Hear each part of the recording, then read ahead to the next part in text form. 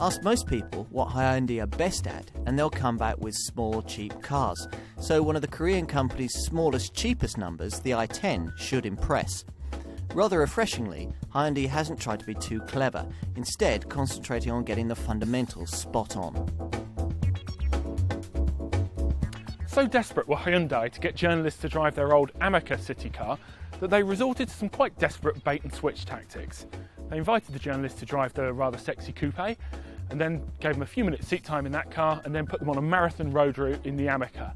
This resulted in some rather irate reviews, and it backfired on them quite badly. PR students take note. I doubt they'll have such problem getting people to drive this car, the i10. So far, the press reviews have been broadly favourable, and it's not hard to see why. For a start, it doesn't resemble a bottle bank, which is always a plus for a city car. Prices have remained tiny, and quality has improved no end. Is it any good to drive? Does it matter for city car buyers? Let's find out.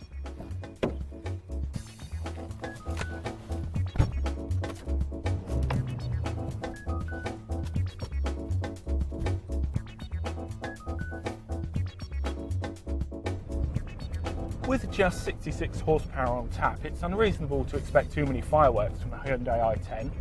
It's a car that's surprisingly good fun to drive.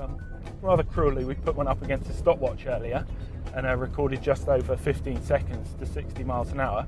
That's not what this car's all about. In the city, it makes a lot more sense.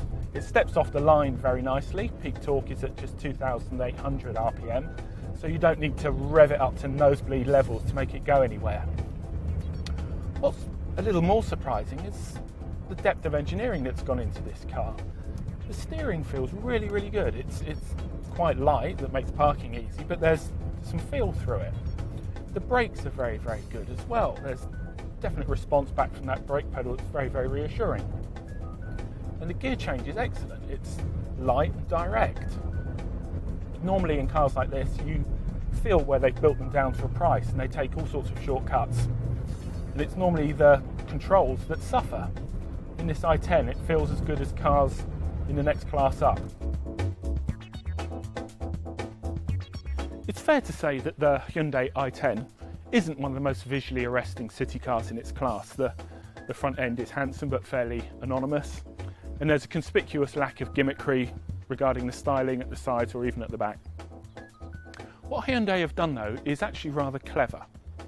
They've teased the wheelbase of this car out so that you look at the wheels, they sit right at each corner. There's virtually no front or rear overhang.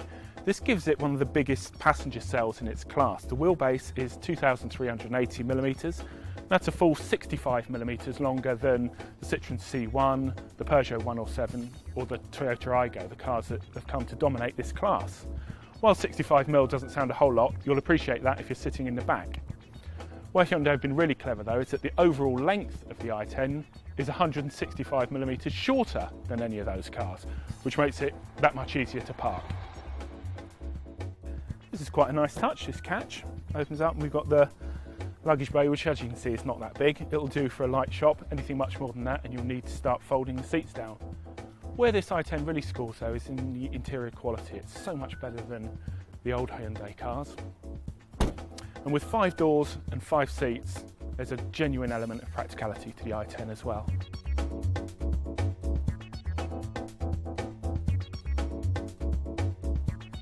Pricing is key for a city car, and the Hyundai i10 pitches in at $6,495 for the entry-level model, rising to $7,595 for the range topper. This just about undercuts most of its key rivals. 3 trim levels are available: Classic, Comfort and Style. Opt, as we have for the middle Comfort trim level, and you also get the option of an automatic gearbox, which is handy if your commute is in real nose-to-tail traffic. You'll search the model lineup in vain for a diesel engine. There isn't one. There's just this 1.1 litre petrol engine. And a diesel engine probably wouldn't make sense in any case, because the amount of extra money you'd pay for a diesel engine you'd never recoup in terms of fuel bills. Standard equipment in this car is very good. Even the entry-level model gets 4 electric windows, 4 airbags and, crucially, air conditioning. So bear that in mind when you're doing price comparisons with rival cars. As you'd expect for a city car, running costs aren't exactly stratospheric.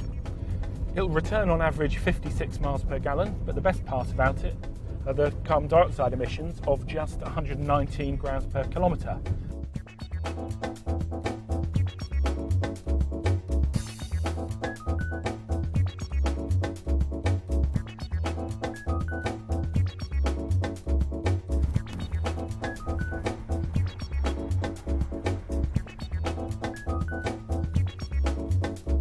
In order to succeed, a city car needs to be cheap to buy, easy to park, retain an element of desirability, and have practicality to boot.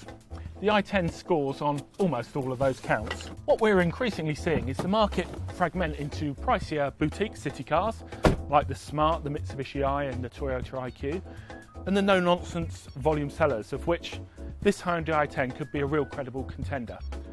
What it lacks at the moment is some showroom wow factor, but I think this car might be a grower.